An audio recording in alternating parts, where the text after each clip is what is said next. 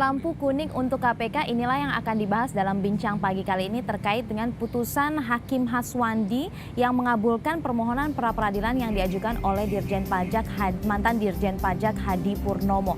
Nah, ada sejumlah pihak yang menyatakan bahwa putusan ini dapat mengacaukan kepastian hukum. Betul atau tidak? Bagaimana komentar sejumlah pakar yang sudah hadir di sini? Saya langsung perkenalkan saja pemirsa. Selamat pagi Bapak-bapak. Selamat pagi. Saya perkenalkan dari sebelah kanan saya Asep Iwan Iriawan, pakar hukum pidana, juga Pak Imam Ansori Saleh, Wakil Ketua Komisi Yudisial, dan juga Pak Haryono Umar, mantan Komisioner KPK. Namun sebelum kita bahas, saya akan menghadirkan informasi pengantar berikut ini untuk Anda pemirsa. 3 kasus yang ditangani KPK kalah setelah para tersangka korupsi mengajukan gugatan pra-peradilan. Strategi mengandaskan gugatan pra-peradilan ini menjadi pekerjaan rumah bagi KPK. Giliran mantan Dirjen Pajak Hadi Purnomo yang kini mengandaskan KPK. Hakim Pengadilan Negeri Jakarta Selatan menolak segala eksepsi yang diajukan KPK. Hakim memutuskan penetapan tersangka terhadap Hadi Purnomo tidak sah.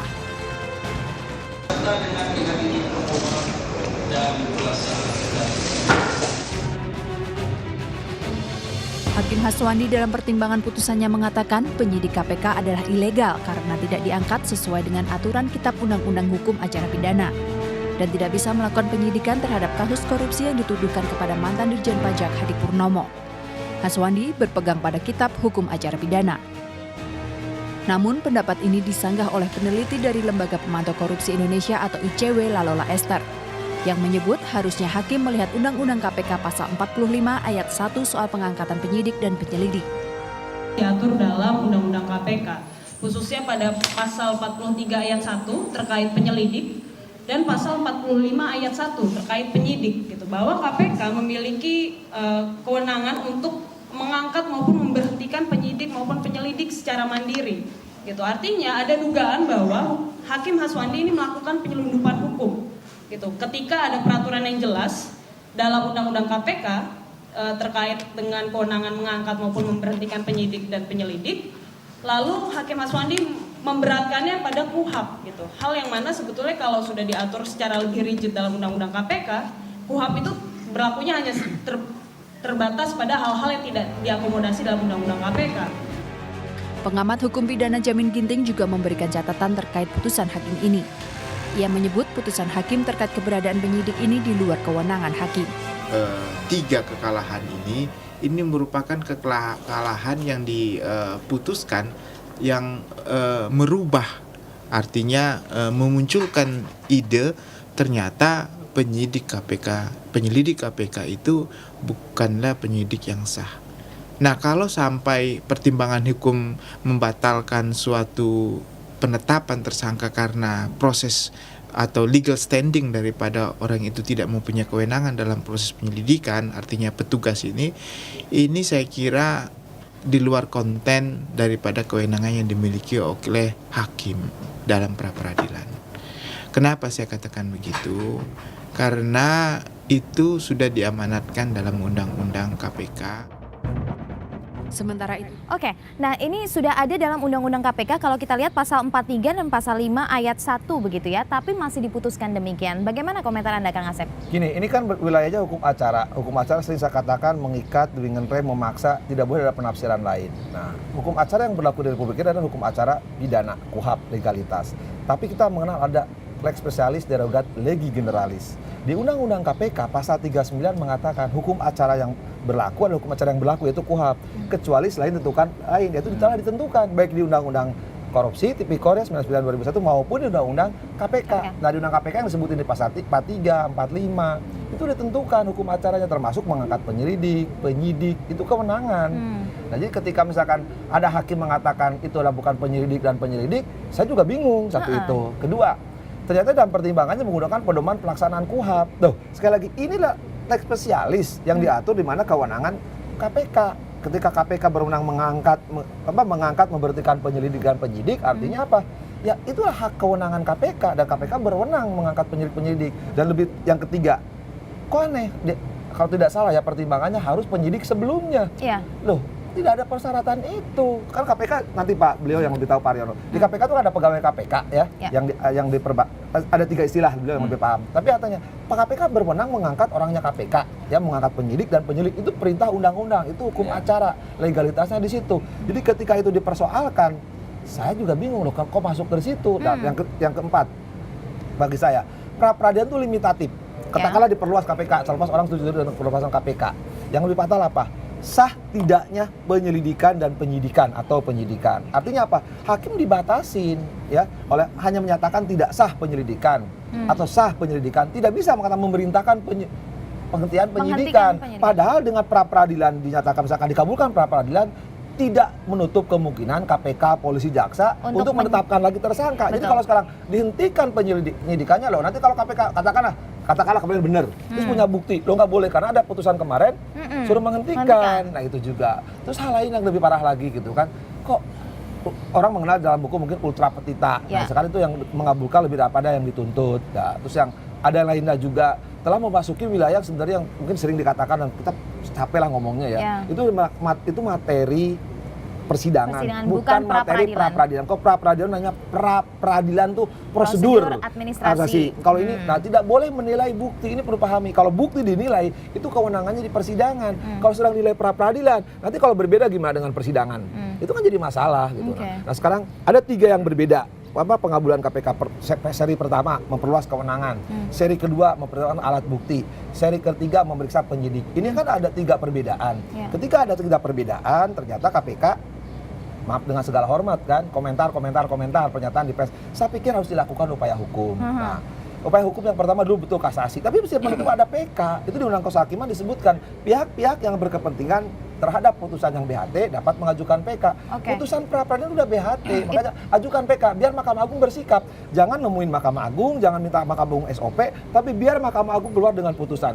Kan kalau diam, artinya apa? KPK menerima putusan. Kan kalau putusan tidak mengajukan upaya hukum, dia menerima.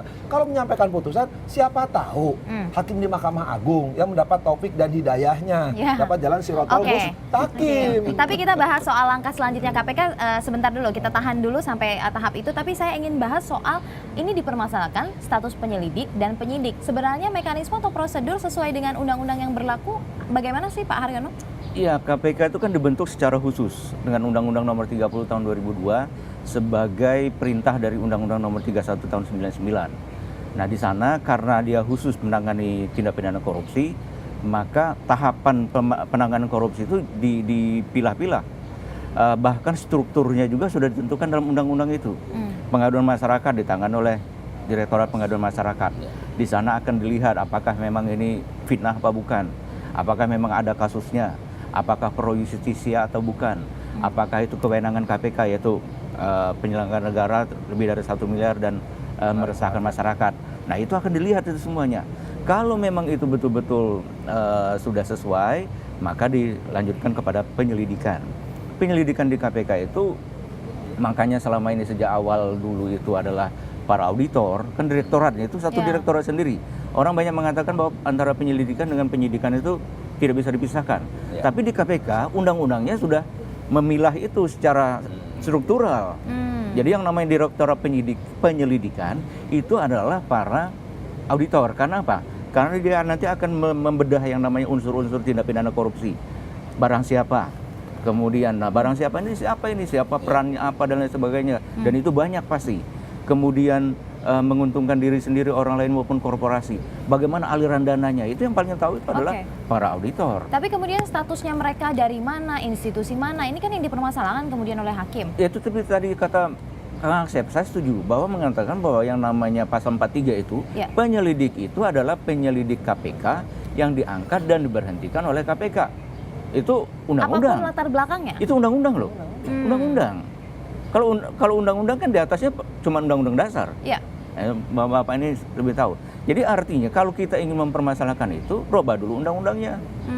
Jadi kalau Pak Haryono melihat putusan dari Hakim Haswandi kemarin, dasarnya apa? Jelas atau tidak Anda melihatnya? Ya, dia kan mendasarkan pada KUHP gitu. Kita juga mendasarkan kepada KUHP. Tapi di dalam undang-undang KPK itu disebutkan kalau yang seperti contohnya pasal 46 dikatakan bahwa untuk tersangka yang khusus gitu ya, maka persyarat KUHP tidak berlaku. Contohnya umpamanya tersangka para pejabat negara, contoh umpamanya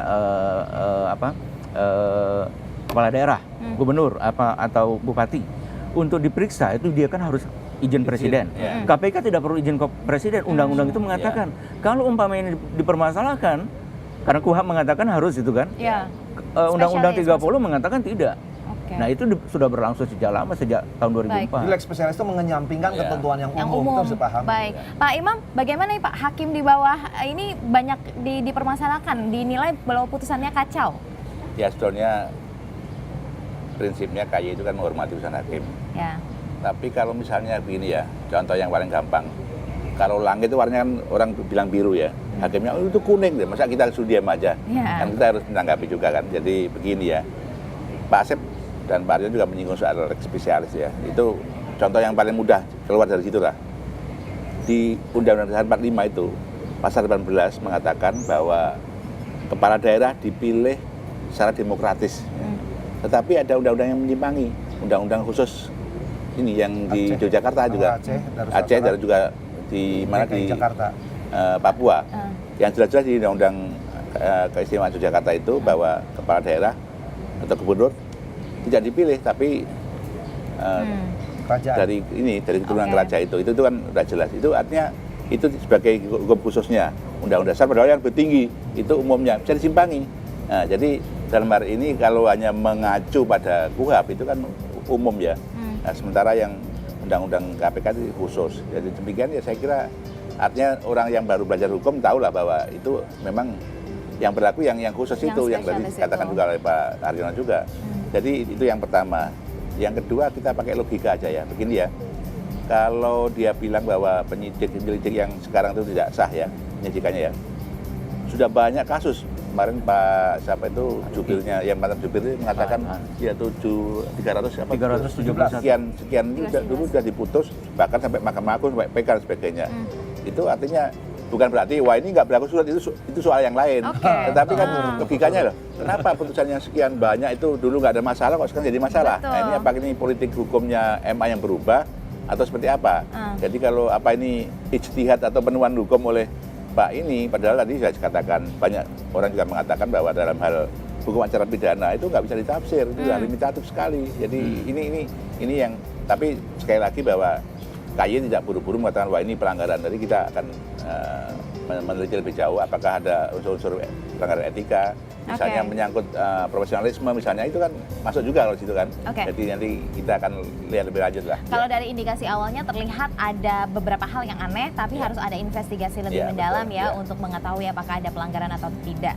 Nah, tapi pertanyaannya adalah, itu dari etika hakim misalnya akan diteliti oleh KY, tapi ini kan tidak bisa membatalkan putusannya kecuali ada tindakan hukum selanjutnya yang diajukan oleh KPK. Kita akan bahas soal itu pemirsa setelah jeda berikut ini, tetaplah bersama Bincang Pagi.